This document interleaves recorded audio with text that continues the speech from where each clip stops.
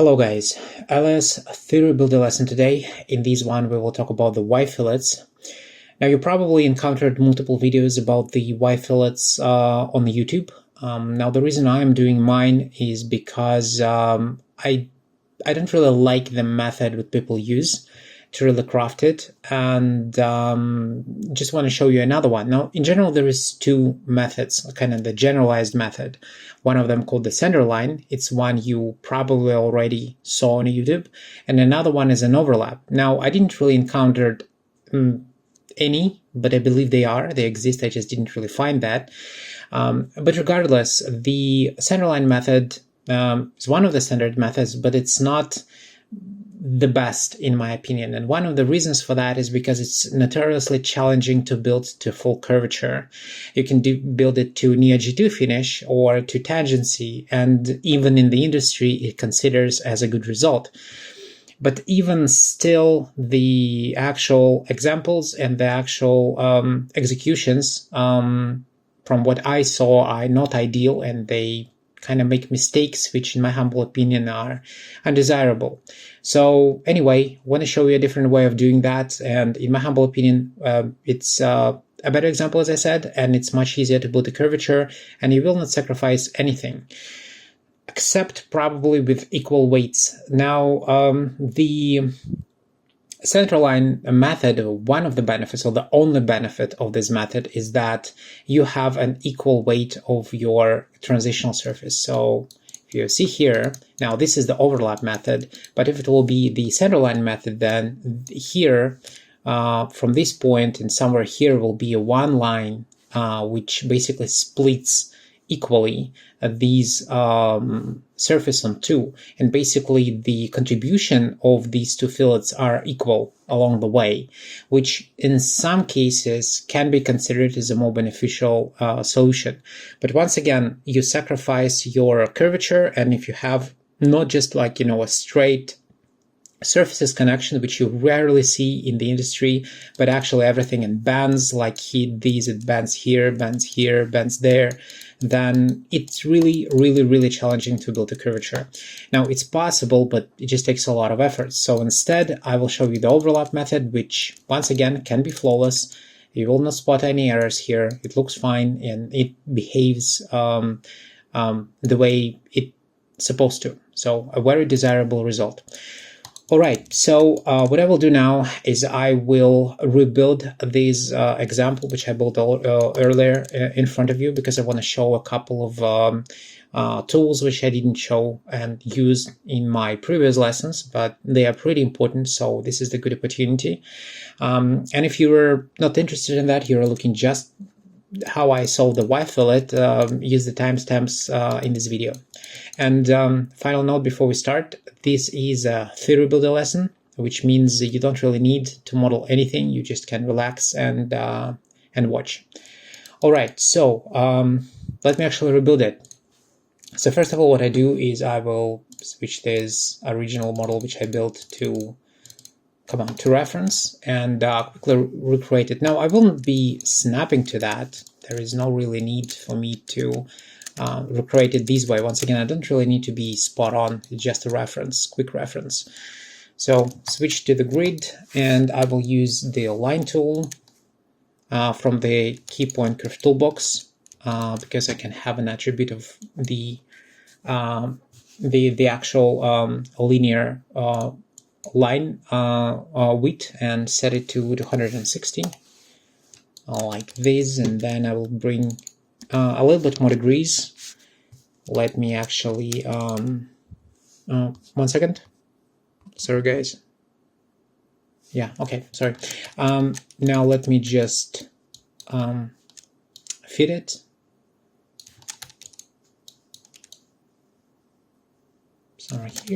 Sorry here. I'm just adjusting it, but not spot on. Once again, there is no need for that. Here.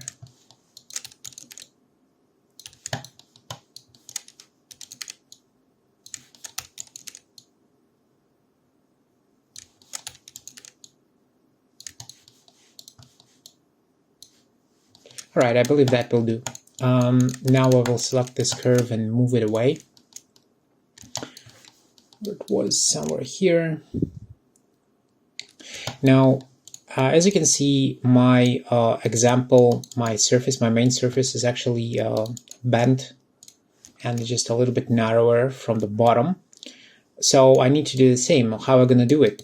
Now, let me actually use this CV. I will use CV manipulation tool, go to the proportional editing, increase the amount, and then I can move this and it will linearly transforms my curve.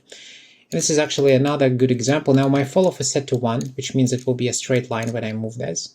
Oops, sorry. Let's go to 5, like this. Or just as an example to show you another tool, imagine that it's a little bit bigger. Now I introduced some bend to this, like this, and then I figure out that, well, actually, no, I really want to straighten that out. Well, how are you going to do it now? Well, the good solution for that will be go to the curve edit and use a curve planarize tool. Now, before we go, actually switch this to the top view, and then I will open it again. And now from the view, hit go and hit spacebar. And as you can see, it immediately straighten it from the view. Now I can delete the original one. And if I go to the side, as you can see, it's still curved. So this is exactly what I want. All right, now let me flip it on the other side and create a skin. So I'll probably won't be using the explicit control, and I would like to use the crown. I'll use absolute crown, and then I will push that up. Now it's difficult to say where it was. Let me actually use the original surface as my guide. Let me hide the grid, like this. Let me go to the surface, and then let me push that up a little bit. Wow, it's too much before. Yeah, looks close. Now let me use the reference again and check the lines themselves. Yeah, I probably can make it a little bit bigger. Yeah, will do. All right, doesn't matter. Okay, so now I have my main surface. Now I need to build the feature surface. Now let me open this one again. Now this is interesting. As you can see, this feature comes from the specific point, from specifically this point of the surface, which is actually starts right there on the horizon. Now basically at the point where it just bends, but from the view it's a peak. Now how I found this point, right? Because it's, imagine that you don't have this reference, you have this one. Well, where is it, right? Where is this line? Well, to really find this line, we use a specific tool called Horizon. It locates an evaluate tool. By default, it's set to highlight, so you click on it and select Horizon. Now what Horizon does, it's project the curve, which will be tangent to the surface from the view. So for example, I'm looking from the front, it's X direction. So my X direction is to 1, type is orthographic, and direction type is vector. Now I can click on it and hit go. And as you can see, now I have my line. If I look from the front, it just where it's supposed to be. And as it is tangent to the surface, that means that if I will create a curve, let me actually illustrate it quickly. So this is my curve. Let me actually trim this and drag it away and duplicate this like this. Isolate. Now if I will use the curvature continuity tool, again, curvature continuity tool, and check it, you will see that it is perfectly tangent. So my set is to tangency, and as you can see, there is 0 degree deviation because this is the proper point, the proper spot. Now that's good. Let me just actually extend this a little bit. All right. Now what I'm going to do is I'll bring more degrees because I don't really want to build it to tangency. Straight line is already tangent here, but I actually want to build it to curvature. and it will bend it, of course. So let me do it. Actually, let me remove the amount of the degrees to 2. All right. Okay, well, I believe it's just too low, so let me just go to the original one, change it to reference. Yeah, it is too low, so I will use this and somewhere here. I believe that will do. All right. Okay, now it's tangent and curvature to this line, but it's actually not tangency or curvature to this one. So what I'm gonna do? Well, there is two things, two options. Well, first of all, I can just discard the changes, because I'm sorry, I completely forgot that I actually angled this stuff. Or I can use the same curve and realign it. Actually, you know what? I'll just revert this. Anyway, I already show you how the horizon line works. And now let me move this. Now, as you can see, the original form starts a little bit further away, but that's because we didn't really perfectly replicate the surface structure. So the horizon line for this one was a little bit further away. And now I'll just snap it somewhere here, I believe, like this. Okay. Now I'll take this one, and this time I'll use fall off of 1, increase this to 2, and just drag it like this. Okay. Cool. Now I need to align it to G2 as I did previously to this center line. So what I'm gonna do, once again, a couple options. Now I will use extend tool without the merge and then project it on the z-axis like this. Let me hide that, and then let me realign this curve. So I'll use align tool, G2, edge, and build. Now once again, additional degree, so let me lower it and then tweak it a little bit. Okay, cool. Now let me flip it on the other side. Let me hide the reference now, and now what I want to do is I would like to build a crown. What I will start with creating just a skin without any crown, so just no crown, and I will build additional degree, not here but here, like this. And then I really want to preserve the same character of this feature as from the surface. So the only thing I really need to do is just to align it partially, because I will be aligning to this curved surface, and it's pretty long. I need only this part, so I'll use partial and it will find the closest distance. And basically, voila. Okay. So now we have the curved surface. Now, is it really curved enough? Well, yes, it does. It has a bend. Now, if this is not enough for you, you can always, what you can do is you can go and increase the amount of degrees like this, right? And then you can do the history and then take this one, this CV, and just basically push it up. Now let me use the normal and just push that up a little, like this. Now if I'll use the touch precision here, you can see the character of this.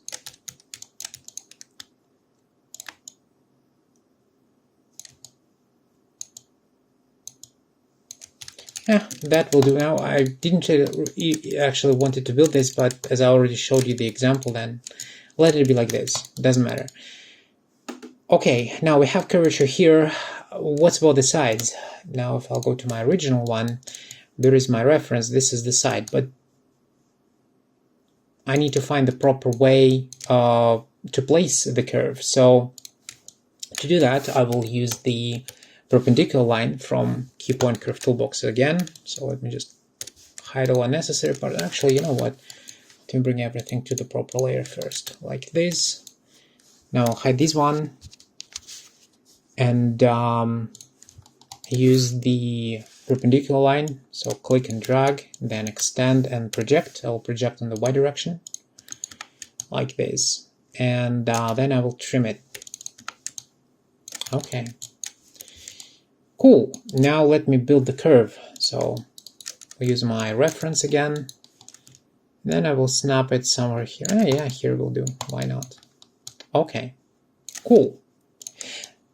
I will overextend it a little bit because I need an intersection, and I will use the rail. Now you can use the profile as well, it will work as well, no problems. And I will use one generation and one rail. Now I encourage you not to you know, kind of trim this, because I saw that some people kind of trim it and then they create a skin between them. Now don't do that, because you will have a converging point here. This is not beneficial at all. Just let it be what it is. At the end of the day, it's still naturally will be naturally trimmed through the original surface, basically here. Okay, so before we proceed, I would like to build some crown to this as well. Now, the reason why I'm doing all of this is because I really want to show you somewhat like the proper example, something you will encounter in the real battle scenarios. Because in industrial design, a lot of stuff is curved. If like 90% of stuff is curved, and that's by design, because we want that our models looks beautiful, a little bit more expensive under the different lighting conditions, from natural light or from artificial light, and that's why all these crowns are happening on the surfaces. So they rarely flat. It happens sometimes, but really not often. So let me just bring another degree here, like this. Then I will pick these degrees, and I'll just build some crown. So I'm using the SEO manipulation tool and in normal direction, and just build it.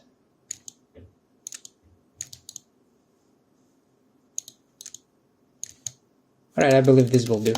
Now let me just delete this curve. Don't need that anymore. Now let me check, is it still touching each other? No, it is not. There is some deviation. Well, that's predictable result, because we changed the character a little bit. So I'll just extend that a little bit. And then I will project my perpendicular line back on this surface. Cool. Now what I need to do is I need to intersect these two to have a separate piece. Now let me just trim this one, and actually trim these ones. So let me isolate it, and I will use this one and trim it as well. Okay, so now we're supposed to have positional here and positional here. Perfect.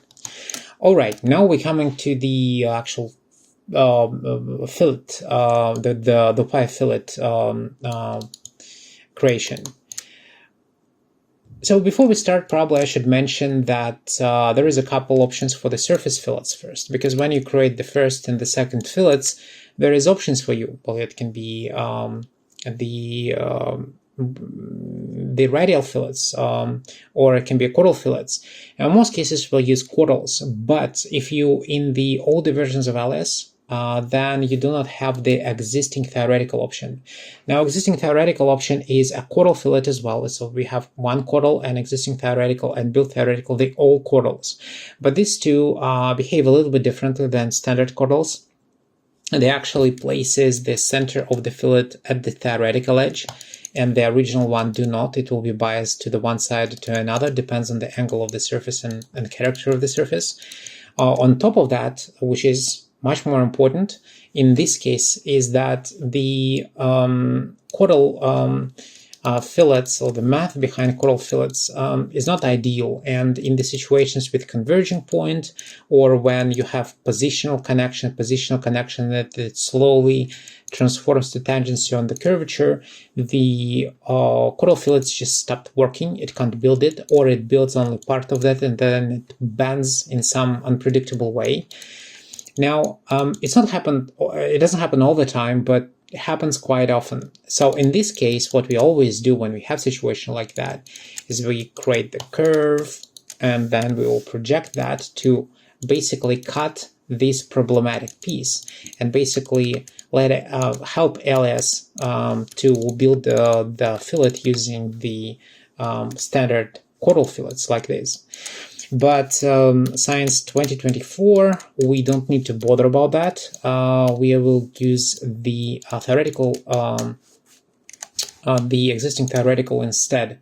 Now, once again, this is not a big problem. So once again, you can do it the way how I described, with trimming it in the older versions of Alias, and it will do just fine.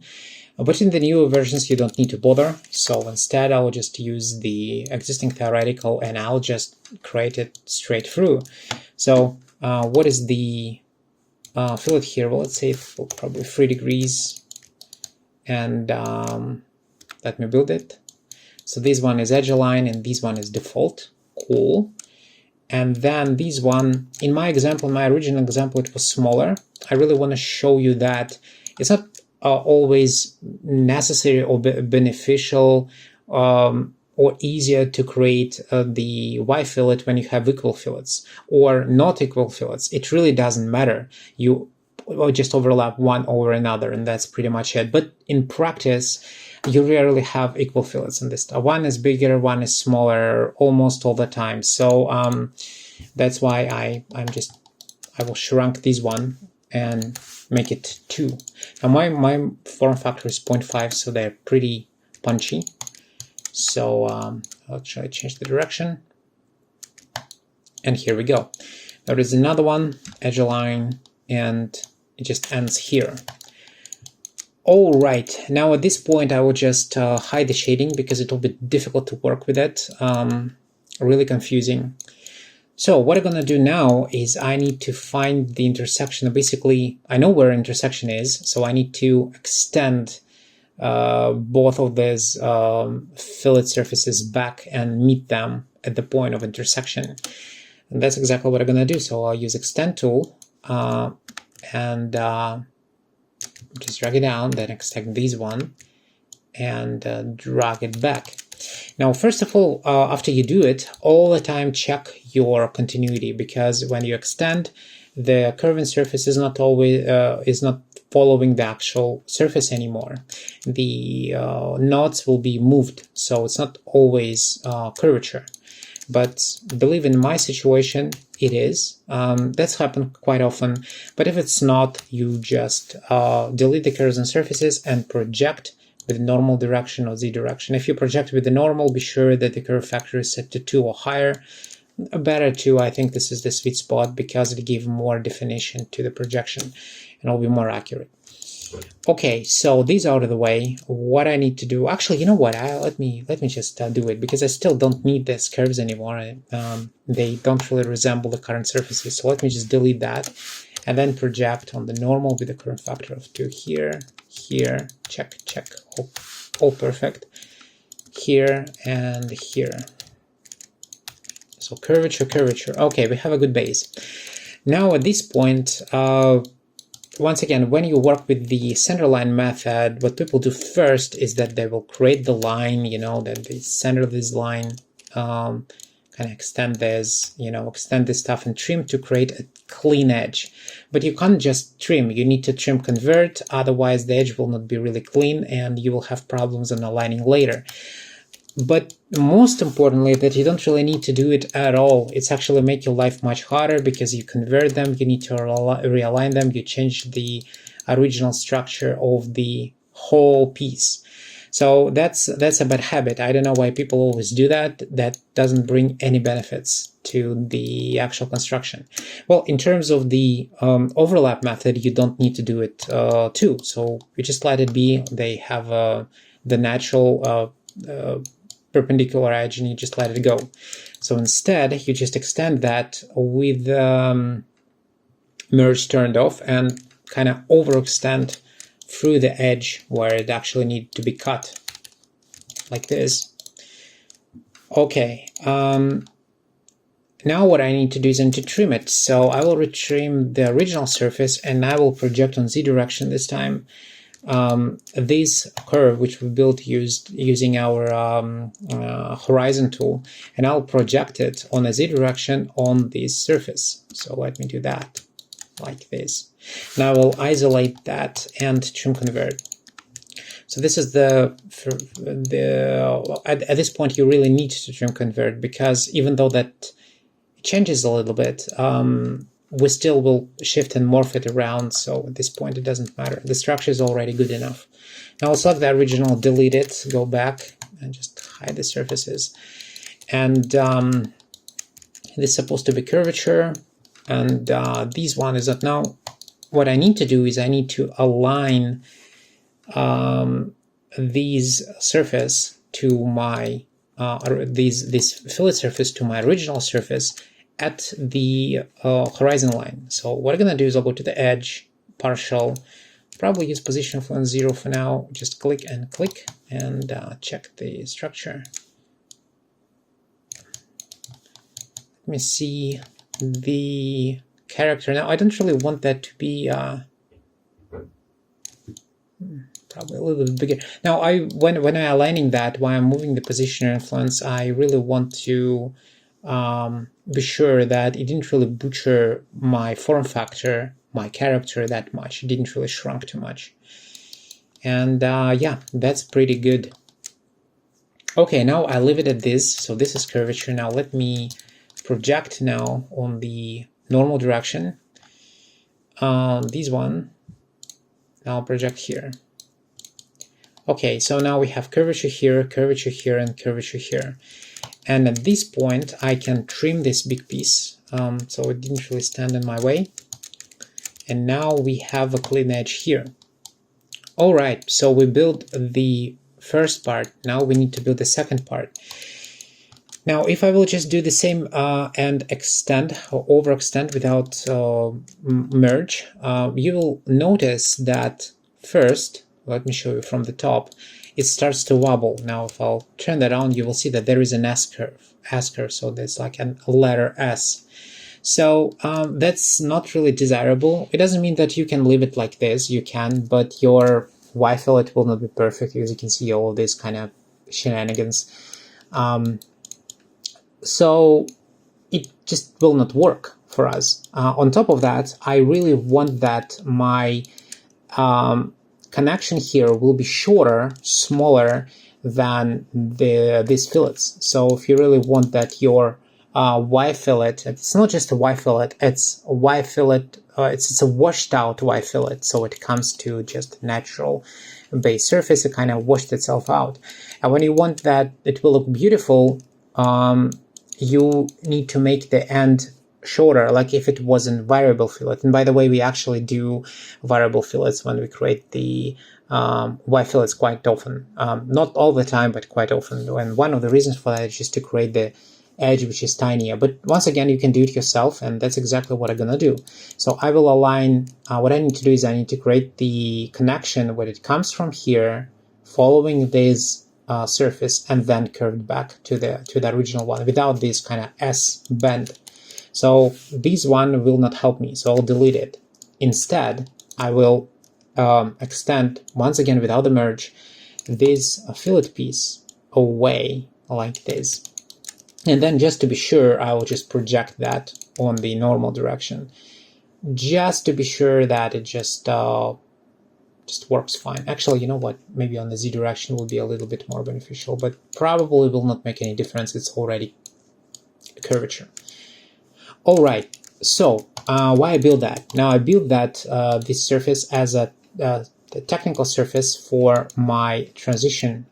So now I will use a blend curve and snap it here, snap it right there. Here we go. Okay, so let me check the edges. So it's geometric, like this, not parametric. So I'll come from the edge. They are coming from the edge. All right. Okay, so this is the proper flow, the good flow. Now I can use my rail tool and create the 1 degree, 1 direction, 1 rail, and create the proper surface. So now, as you can see, it doesn't have this S curve character. Now it's pretty accurate and controlled. Now, of course, it's not exactly how we want it to be, because once again, it's supposed to be aligned. And we need to probably change the edge itself, otherwise when I will project that on this fillet, it will not match. So what I will do is I'll delete the history, and then I will I'll just align this one to the edge of this surface, like this. And I will go to the edge instead of a curve. I will click partial because I would like to find a shorter distance. See, is it really good enough for me, or it bends a little bit too much? Maybe I'll move it a little bit to the left, or not. Now, you know, that's quite fine. Okay, now I will change the edge to parameter to edge, not to skew. So now it just takes the direction from the edge of the surface. As you can see, it's not really following my original curve on a really small gap, but this is important because if I didn't do that, when I will project on the normal direction, it will not fit the fillet surface. Now I will just check the structure quickly. Okay, now let me just change the position of lens a little bit.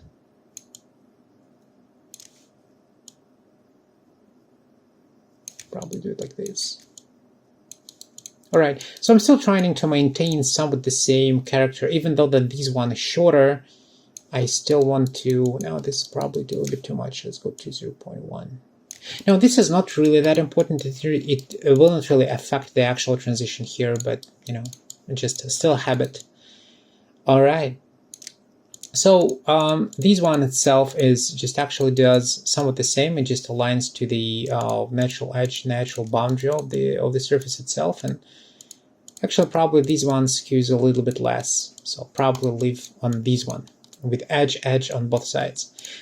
Okay, now I will go to this side and realign it. Remember, when I build the rail, I build it with position, so it's not curvature. So let me rebuild this to curvature. So position of lens set to 1, set my surface, click on it, edge and edge on both sides, and then now we have our surface here. Let me check this edge. Maybe skew will be better. No, it will not. So one edge, edge on one side, edge on another side, like this. Now I understand, guys, it's kind of difficult to see what's going on at this point, but that's the nature of Alias, right? So now let me just delete the history and hide that. Don't need that anymore, as well as I don't need this one. This one I actually can just check quickly that, yeah, this one I just can delete. Don't need that, and don't need this curve and surface anymore. All right, now what we have is we have two curves. Actually, you know what? Let me just delete this curve and surface too. I don't need that anymore. This was the original one of the trim. All right. So now, as you can see, we have two surfaces. Now, what is this? This is the curve. Let's just hide this. And this curve, let me. It's not the curve. Okay. Now let me just trim this one then. Okay. Well, much better. Cool. Now, as you can see, we have two surfaces overlapping each other. So one is here and another one is here. Now, my job to align this one to this one, basically making the shorter edge and kind of the smaller result here, and then it expands and goes into these edges.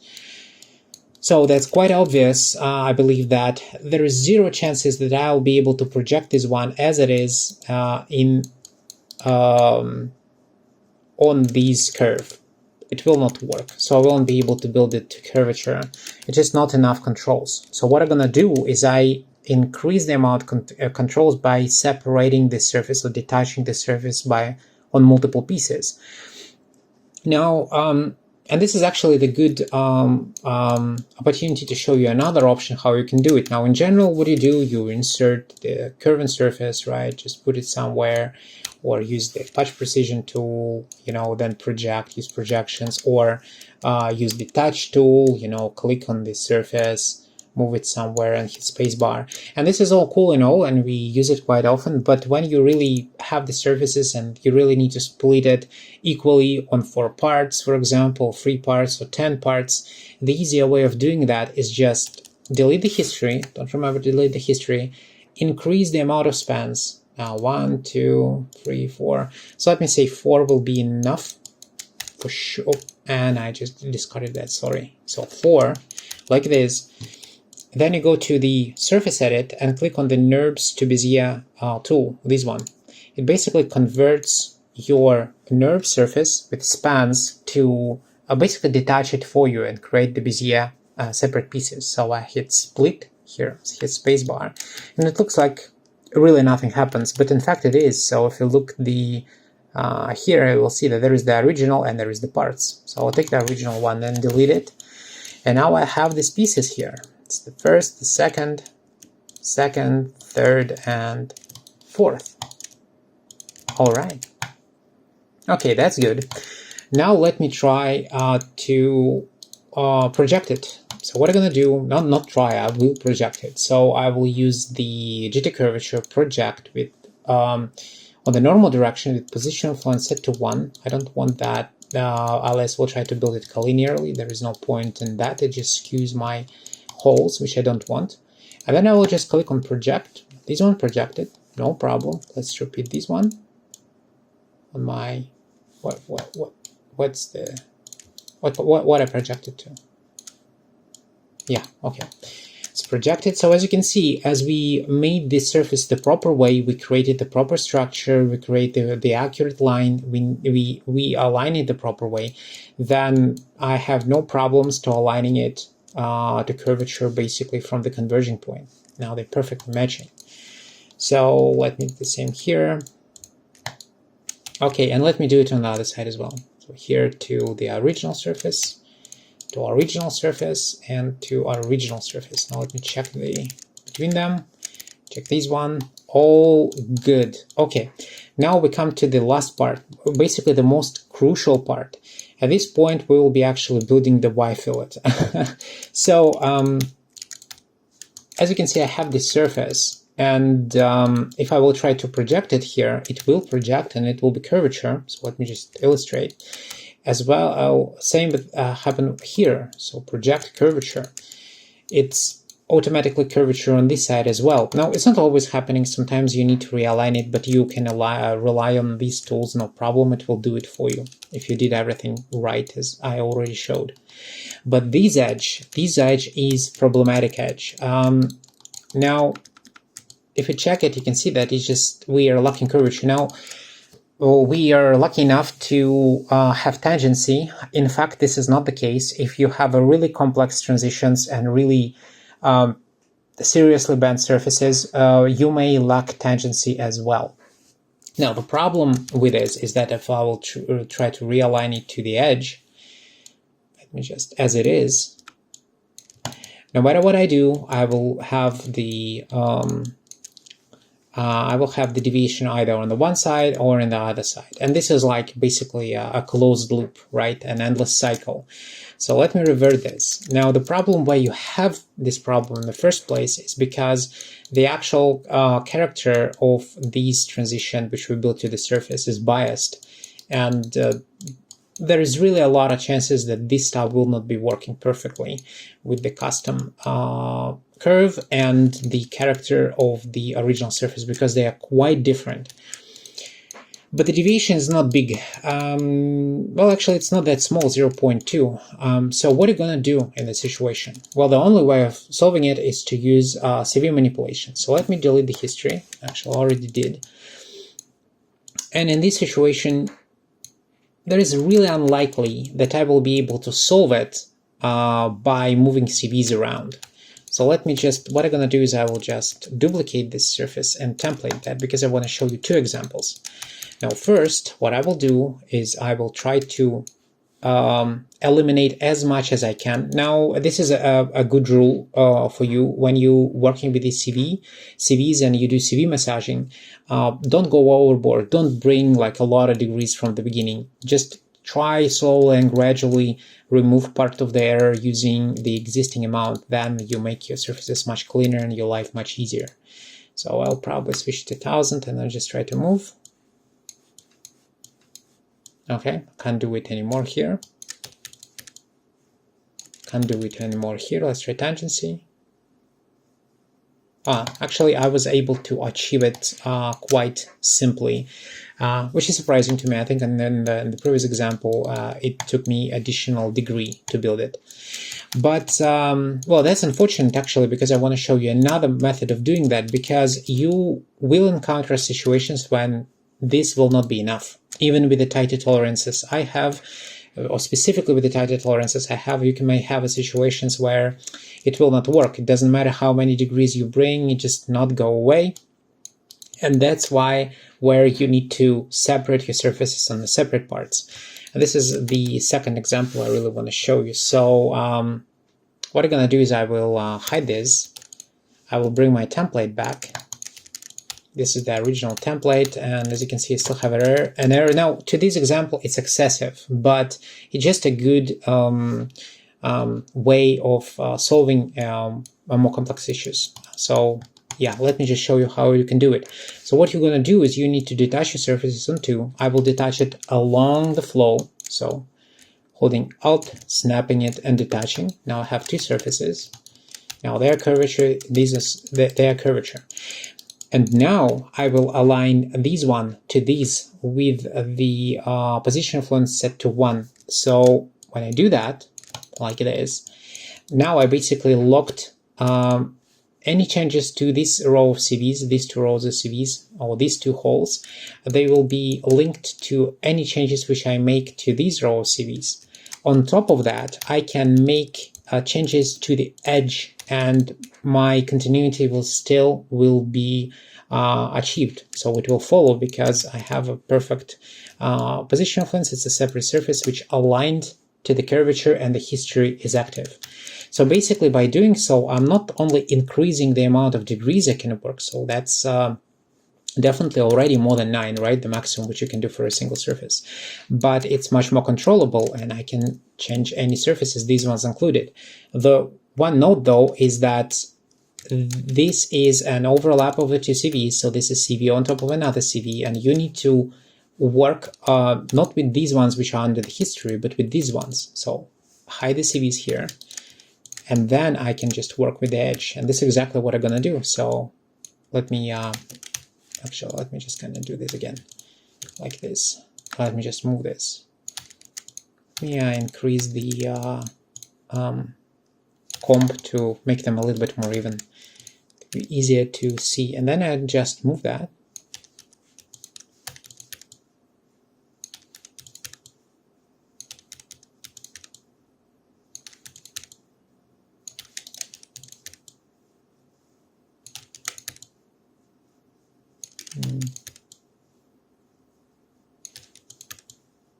As you can see, when you have a little bit more degrees here, it's a little bit, it takes a little bit more time to control, obviously, because we have a much more complex solution here. A little bit more CVs need to be manipulated, but in most situations, this is the only way how you solve it. So if you have a surface, you know that you did everything right, there is no errors, it's just really not enough controls. Separate the surfaces, align one to another, and then operate with the surface you aligned to, and that gives you much more control and a lot of flexibility, and that's how you can do it as well. So I don't need this really, so I will just select these surfaces and just delete that, bring back my original ones, delete the curves, let me hide it, and let me now trim the surfaces. So first of all, I need to trim this one. We already projected on this side, and I need to trim this one. So I will isolate, and I will trim here and here, like this. And then I need to flip it on the other side, so let me do the same. So I will insert current surface. I don't need to detach it, I just need to trim that. Right, let me just delete all the curves, or hide all the curves, flip it on the other side, delete the curves and surfaces, I don't need these ones. And here we go. So now we can finally see what we have. All right, and this is our feature, and this is our Y-fillet. As you can see, it's very accurate. Let me turn off my zebra stripes. And yeah, there is no problems. All right, so that's how you do these Y-fillets using an overlap method. And the key ingredient here is to make your edge smaller and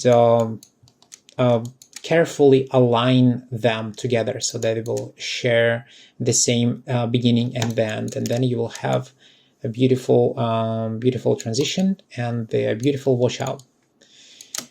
Alright guys, as a conclusion, final note, the centerline method, as I mentioned in the beginning, is still usable, and sometimes it's used in the industry, but from my perspective and from my experience, I suggest you to use an overlap. It's much simpler to craft, and it takes less time to actually assemble, because, you know, of course I did it for, I don't know how much, for like, I don't know, more than half an hour. I believe it's closer to an hour, but it's only because I talk a lot. You know, in practice, it's supposed to take like around, I don't know, 10 minutes, I believe. But of course, it's cumbersome. Sadly, this is what it is. If you really want to have a beautiful transition, you need to spend your time on it. All right, guys, thank you very much for watching, and I will see you in the next one.